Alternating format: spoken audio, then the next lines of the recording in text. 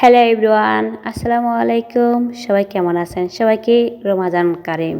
রোজার বাজার কি আনছি আমি ওই দিন আপনাদের সাথে শেয়ার করতে পারি নাই। আজকে আমি শেয়ার করব, আপনারা ভিডিওটা মনোযোগ দিয়ে দেখবেন। বাজারগুলো একটু পরে দেখাইতেছি। আমি এর ভিতরে কিছু কথা বলি আপনাদের সাথে। আমি ইরাকে আসছি, আজকে 8 বছর হয়ে গেছে। আমি বাংলাদেশের খাবারে খাই, আমি ইরাকের খাবার তেমন একটা খাই না। ইরাকের খাবার সব হচ্ছে ভালো ভালো খাবার, তারপরও আমি খাই না। কি জন্য? এখানে তারা তেল খায় বেশি, এজন্য আমি খাবার খাই না। আমার যেহেতু গ্যাস্ট্রিকের সমস্যা, আবার আমার পেটে একটা পাথর আছে, তার জন্য আমি তেল কম খাই।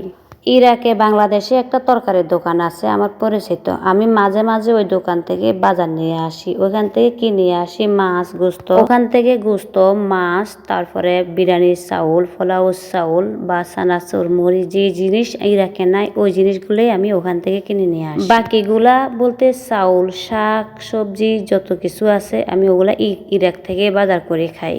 এই ভিডিওটা কিছুদিন আগে করছিলাম, সত্যি সময়ের কারণে আমি এডিট করতে পারি নাই, তাই আপনাদের সাথে শেয়ারও করতে পারি নাই। বাজার করে এখন বাসায় চলে আসছি। এখন বাজারগুলার নামাবো, নামানোর পরে শেয়ার করব কি কি বাজার কিনছি। গাড়ির থেকে বাজারগুলার নামাই রাস্তার কাছে পালাই তুইছি। কি জন্য জানেন? আলগায় নিতে পারতেছি না। মালিকের কই তুই একটু আইসা নেস না, পরে মালিকে আইসা নিয়ে আসছে। এই গোস্তটার নাম হচ্ছে লাহাম মেত্রুম। এটা দিয়ে তারা বিভিন্ন ধরনের তরকারি রান্না করে খায়। পেঁয়াজটা শুধু আমার জন্য আনছি, গোস্ত আমার মালিকের জন্য আনছি। আর এদিক দিয়ে কলা আনছি, কলাও আমি খাওয়ার জন্য নিয়ে আসছি। আর এদিক দিয়ে আরো আপেল নিয়ে আসছি 2 কেজির মতোই, আপেলটাও আমার জন্য নিয়ে আসছি। এখানে সবগুলো আমার নিজের বাজার, আমি একা একা রান্না করে খাই, আমি ওদের খাবার খাই না। আর এই যে আলু আনছি, আলুগুলা অনেক স্বাদ আছে। কি বলে যে গোস্তর লগে রান্না করে দিলে ছোট ছোট আলুর মতো, বাংলাদেশের খাইতে খুব একটা স্বাদ। অনেকে জিজ্ঞেস করবেন যে আপু আপনার মালিক এত ভালো, তারপর আপনাকে খাবার কি জন্য দিতেছে না? সত্যি আমার মালিক ভালো, ঠিক আছে, জন্মের কিপটা।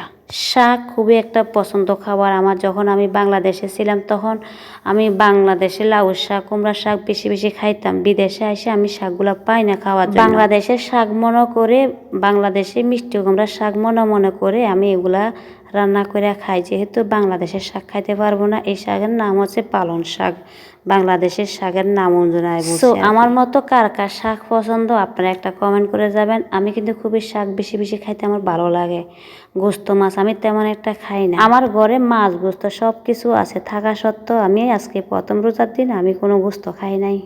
সাম্মন আমরা অনেকে আছে যে বাংলাদেশে যারা আছে তারা সাম্মন কি জিনিস চিনে না, এটার নাম হচ্ছে সাম্মন। আজকের গোস্তর ভিতরে কোনো তেল তোলা চর্বি টর্বি কিছু নাই, এটা মালিকের জন্য আনছে। পেঁয়াজ পাতা কার কার পছন্দ আপনারা একটা কমেন্ট করবেন। আমার মালিকে পেঁয়াজ পাতা খায়। পেঁয়াজের লম্বা লম্বা ডাঁটাগুলো আছে না, ওগুলা দিয়ে আমি আজকে চিংড়ি মাছ দিয়ে রান্না করব। এই প্যাকেটে আছে চাউল, আমি এই চাউলের ভাত খাই।